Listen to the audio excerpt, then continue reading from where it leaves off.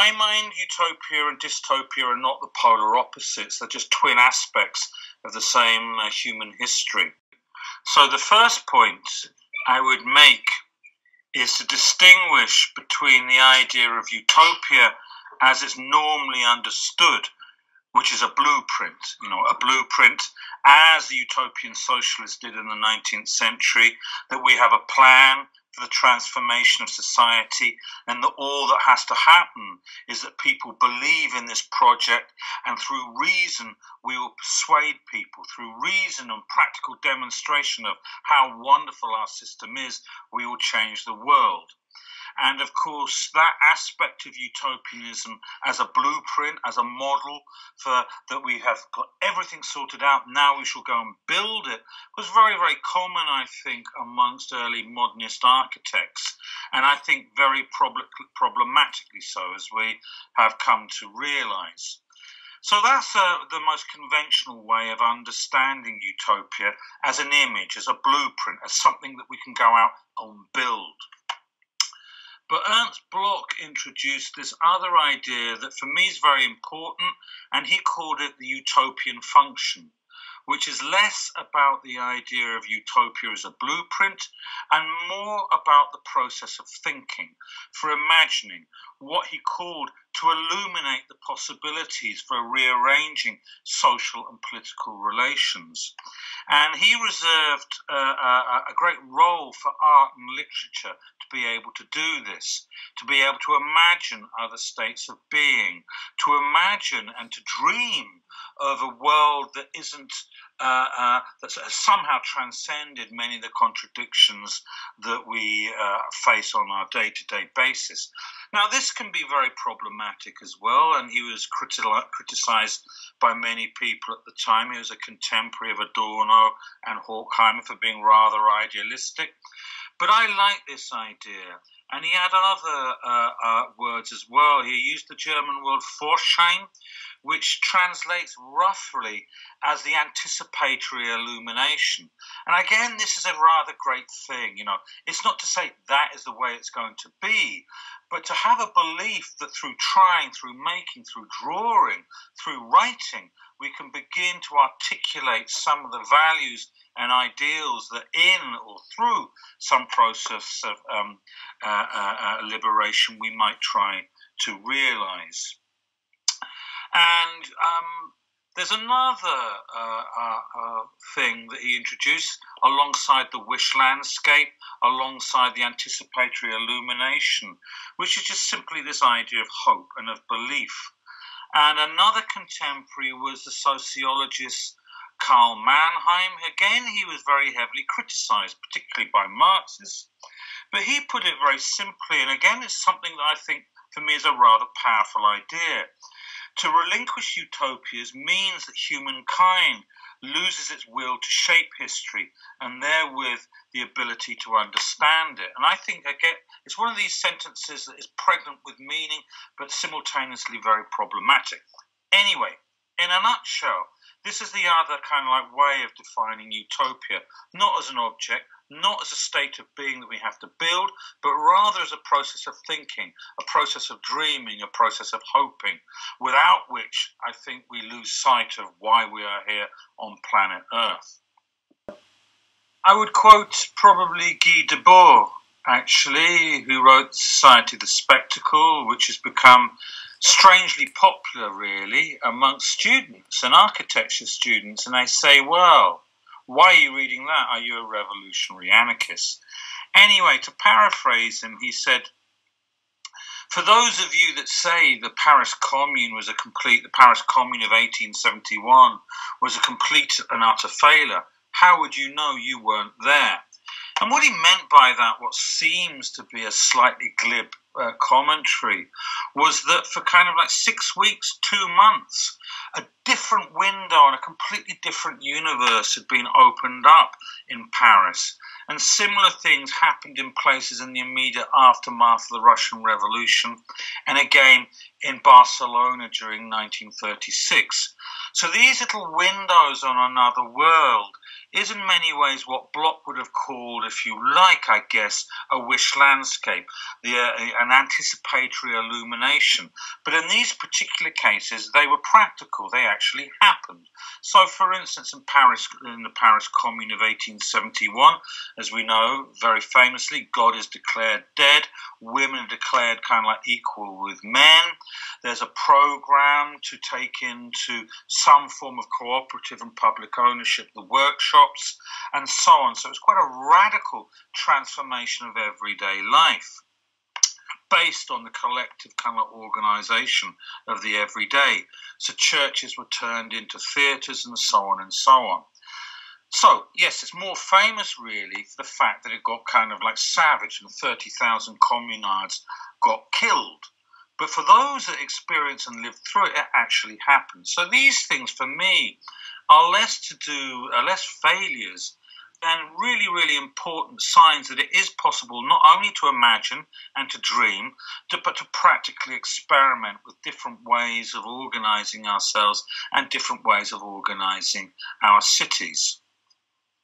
And this was repeated in many situations. A lot of them time we don't hear very much about them. They're in the margins of history. These spontaneous attempts by people to organise themselves into cooperatives or into little communes, using the principles of self-organisation. It was very, very popular, obviously, in the aftermath of the Russian Revolution, when building workers as well as architects took the revolution at face value and set up communes within the workplace. They shared their wages, declared gender inequality. These things happened. They actually happened.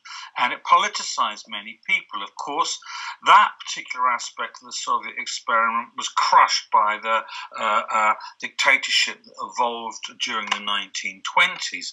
But to repeat, in the same sense of the Paris Commune, they occurred. They happened. Okay.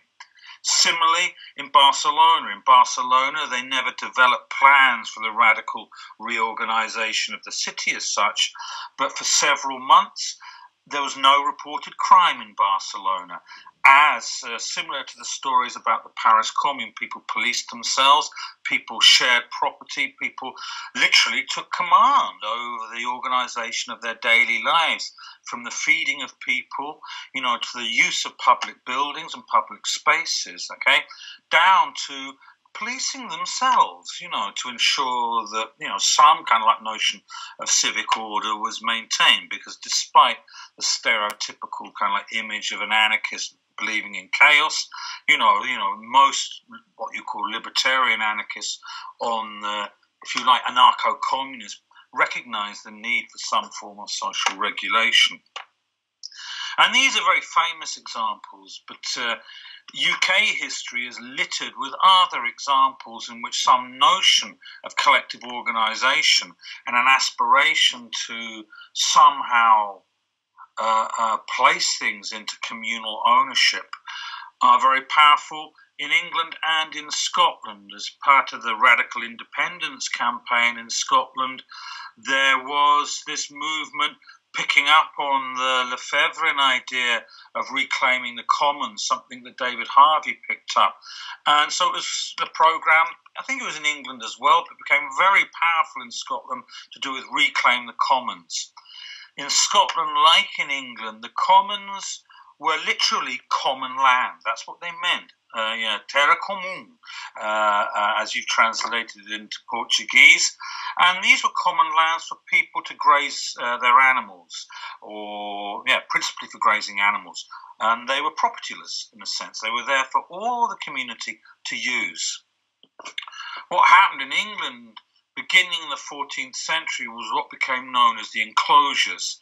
And it strikes me in many ways that what's happening in parts of Brazil and indeed India and other parts of the southern hemisphere is a process that happened in advanced capitalist nations really 500 years ago, which is the enclosure and the subsequent privatization of what historically had been commonly owned lands.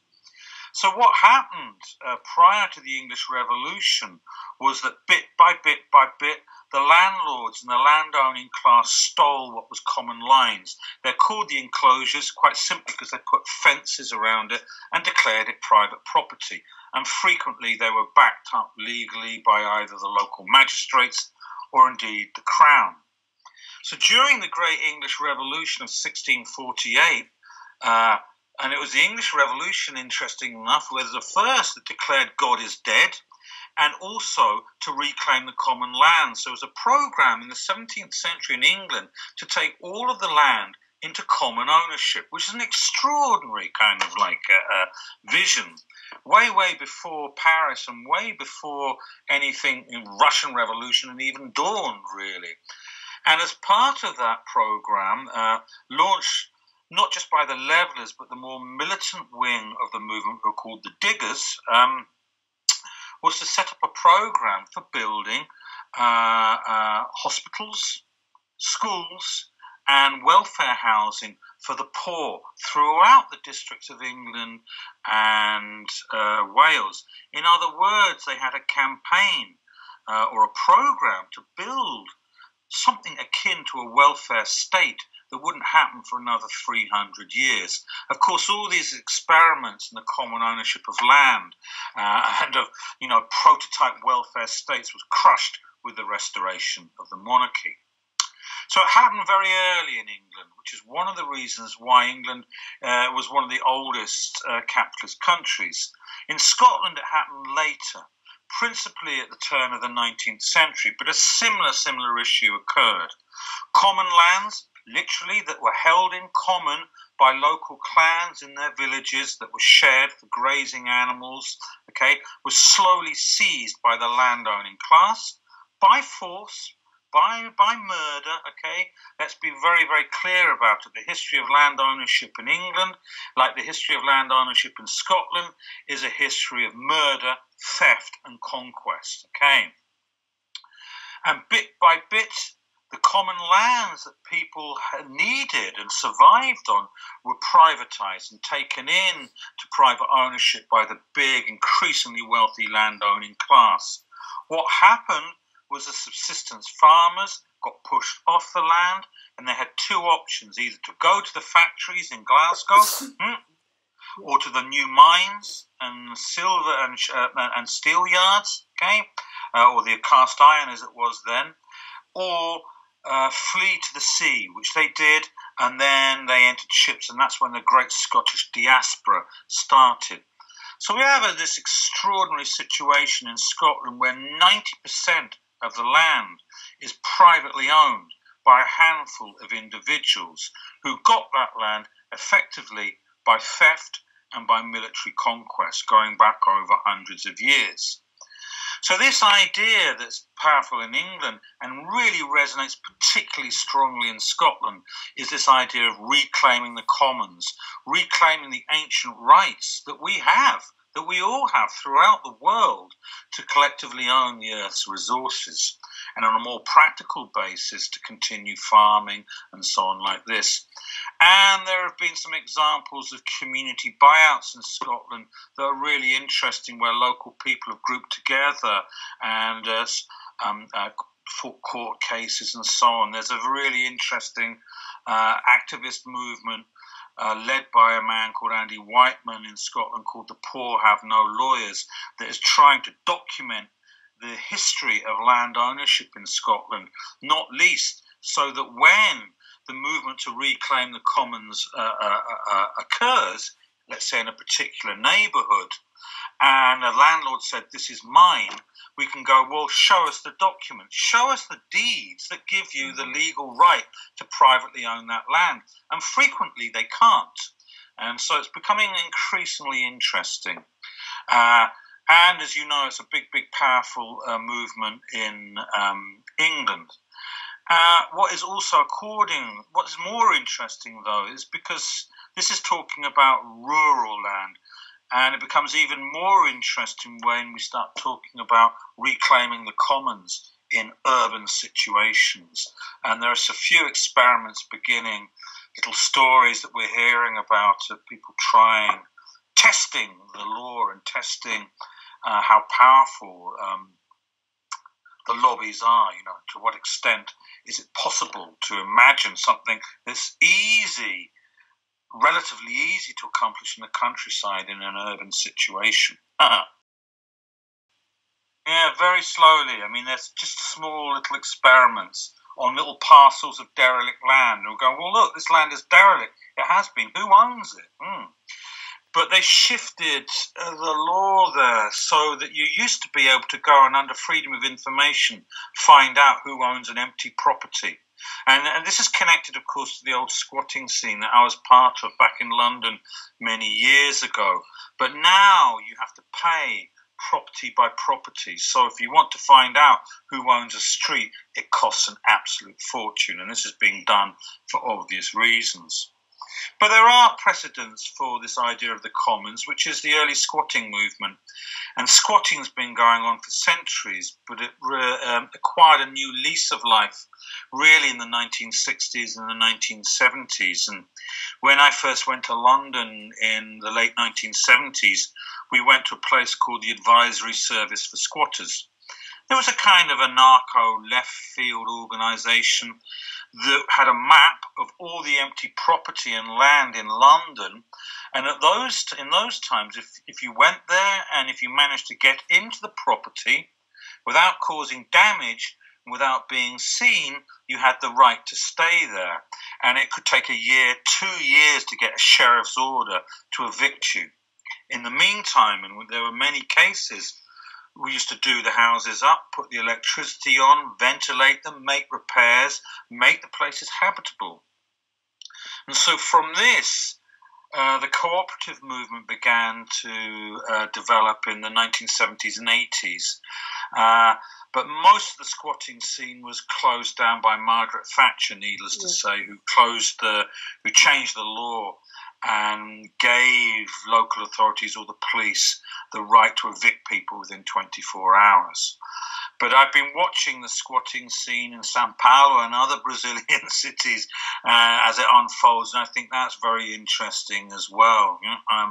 Of course, it's a response to immediate need and rather than a desire. So a lot of the squatting movement within Europe, in Berlin, in Paris and in London, was done predominantly by middle-class people who wanted to live communally, so it was a hangover, if you like, from the hippie era, but nevertheless, I think quite important. But it was Marx who pointed out that the nature of capitalist industrialization in the 19th century required and more or less forced people to act cooperatively within a factory. That capitalist production was impossible without the cooperative kind of labor of workers, kind of like sharing skills, sharing knowledge, which raised the point, of course, about how and why you might need a hierarchical management system to control a labour process when the workers within that labour process knew instinctively and through generations how to make decisions, how to organise production, and so on. Which was one of the reasons why, he, in the back of his mind, he says capitalism sows its own grave diggers in many ways, because what happens when you have 2,500 workers labouring daily in a single place, they start to talk, they start to make alliances, and eventually, of course, they form trade unions. And at the trade unions, the Labour Party gets born, and this is a Labour Party way back at the end of the 19th century that was very, very radical. And it's out of the same factories, of course, that the cooperative movement develops in the 19th century, although this was mainly to do with consumption rather than production. So to help distribute food at cheaper prices, consumer cooperatives were set up in the end of the 19th century, particularly in working class areas, as well as kind of like fledgling housing cooperatives. But the idea of worker cooperatives, which is the one that I particularly worked in, that doesn't just arise because of the fact that you're working in the same place, but develops because of political consciousness, if you want, decision to change the way in which you're working. in some ways are few and far between. I mean, they were quite popular in the 70s and 80s, and I spent 8 years working in one, which was fantastic. Well, it was a great apprenticeship, although I would be the first to say too much democracy can sometimes be a real pain in the ass, because you have to have meetings about everything. You have to have meetings about meetings. Everything has to be democratically decided on. So I remember very well sometimes you say, God, can someone just not make a decision here? Anyway, but these do, of course, have historical roots, and we can go back to the 1830s and before then to Robert Owen. And I think it's probably Robert Owen who introduces it, albeit in the context of a management cooperative. That is a cooperative in which there's still a management structure. The idea of profit sharing, of workers kind of like being treated in a decent way, being educated, having the rights to recreation. You know, this is before the idea of production communes, as it were. But this was massively important in the experiments in New Lanark, just down the road from here in Glasgow, which was really, some people argue, the foundation of the modern trade union movement, the foundation of really the modern idea of cooperative organisation. And one of the most interesting stories for me, I'm sure I've told you all these before, Hannah, over a drink or two, was called the Operative Builders Union in 1833, who were proto-communists, and they advocated the nationalisation of the building industry, which is amazing, 1833, and that they would set up their own guild, and that the building workforce would be effectively collectivized. Yeah. This is, 90 years before the Russian Revolution. An extraordinary visionary set of documents, and they were influenced by Owen ideas. Needless to say, and the reason for that in many ways was the building trade unions were the biggest element of the working class in the first part of the 19th century. And people go, really? We thought it was miners. We go, no, it was building workers. Yeah. Why? Who builds the mines? Who builds the cast iron pits? Who builds the railways? Who's building the dockyards? Who's building the infrastructure for capitalist industrialization to take place? It's building workers. So they were far and away the biggest section of the working class, and for a while the most politically powerful and politically visionary. So you get similar sorts of ideas, I think, floating around in France periodically during the 19th century. But it's probably only when, again, in the aftermath of the Russian Revolution, that you see clearly marked out what were called production communes occurring on building sites. But strangely enough, and they were very powerful, very popular as well, particularly amongst the young, and I think I mentioned before, who they said, well, who better to run the labour process, to control the building labour process than building workers? And I wouldn't say they were completely widespread, but they occurred. Spontaneous declaration of communes on building sites.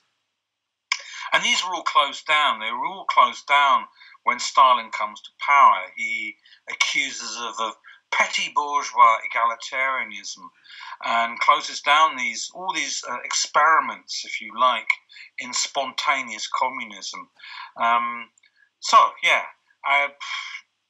There are other examples, but and I've worked in one, I've seen them. They're difficult. They're difficult. Some people imagine it belongs to really an advanced stage of social organisation. But there are lots of other experiments, once you start digging, where people have decided to set up cooperatives to share labour, to share the profits of labour. But they tend to be slightly small scale. Probably the most successful and long-lasting was Mondragon in Spain, which was one of the aftermaths of the Barcelona Commune and Revolution. And to my mind, that's still going. It was a series of cooperatives. And it was Lenin, strangely enough, who, when asked once in State and Revolution, the essay, what does socialism look like? He said it was a network of civilized cooperatives, which, you know, is about as idealistic as Lenin ever got. But I think that's quite interesting, and not just consumer cooperatives, but production cooperatives, you know, because in the old language, it's not enough to change the relations of exchange. You have to change the relations of production. It's easier doing the latter. I don't find that sticking labels helps anymore, not least because the word communism has been so thoroughly discredited for so many people, especially even now, you know. I mean, I get students going, well, communist architecture, communist this, and I said, no, there was a communist party. There was no communist architecture. There was no communist society. So I think we have to be really, really, really careful when we employ these words, because they've been so misused, they've been discredited, and they have very, very multiple meanings. What we can do is talk far more concretely about certain goals and ideals that we should be aspiring to, and I think that's fair enough. You know, for instance, a very, very obvious one, that the natural resources of the world should be collectively and communally owned on behalf of the whole of the human race. End of story. Very idealistic, but very, very important. And I think that most people can probably buy into that. Then you can introduce the question, well, why doesn't that happen? And then you can start to have a discussion about the nature of how capitalism works, about the history of private property. But to boldly start using, and especially in the current day and age, words like communism, or I don't, because I just think it's fraught with difficulties. Privately with you, possibly, you know. But as I always point out to people when I lecture about Russia, I said, let me make it very clear right now that when we're talking about the Soviet Union, what we're talking about is a state capitalist dictatorship, not a communist society. Very, very important. I mean, I can give you so many anecdotes where this has proved to be highly problematic, not least a lecture I gave in East Berlin once that I think some of the audience thought I was a Stasi spy.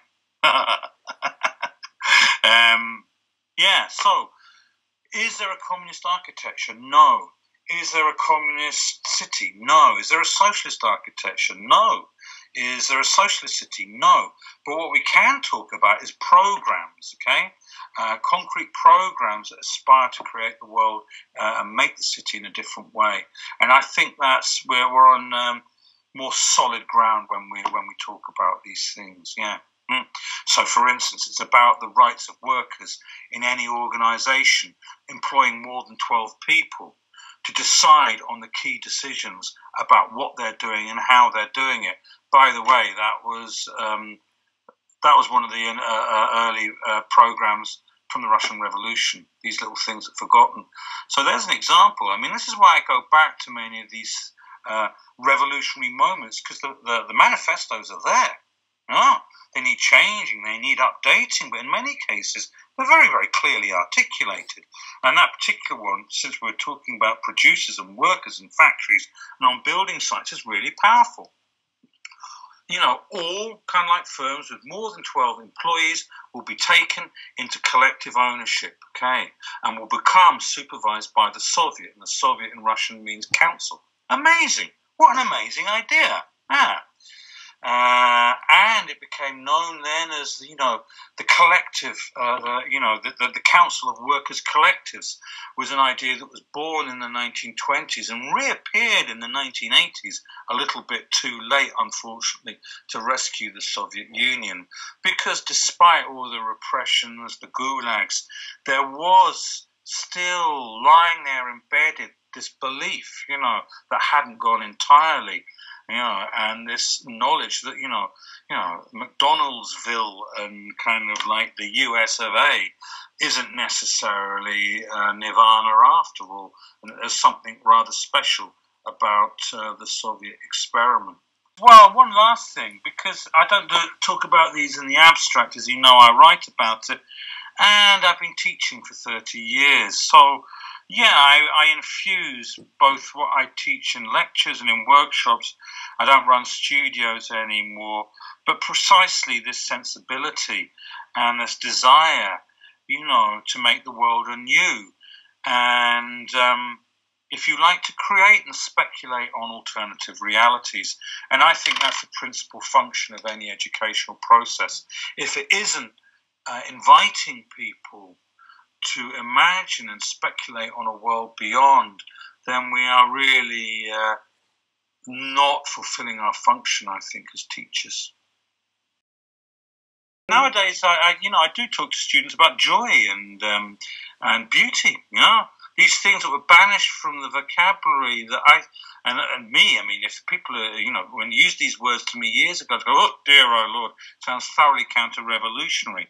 But I think these are really important, to talk about these qualitative aspects of architecture that have been expelled, I think, from our vocabulary by this super-rationalized world, for the simple reason people don't go into buildings to ensure that the rain doesn't hit them on the head.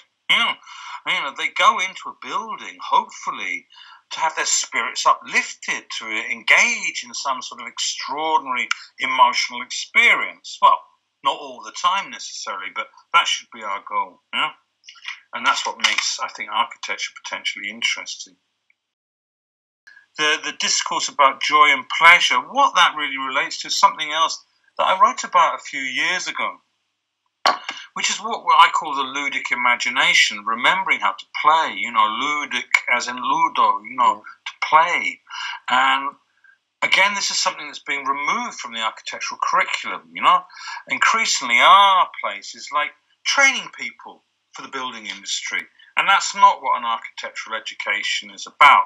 And because of that, the pressures on ensuring that our students are well trained so they can get jobs, and that's all a lot of our students want, this notion of free play is slowly being removed bit by bit from the curriculum.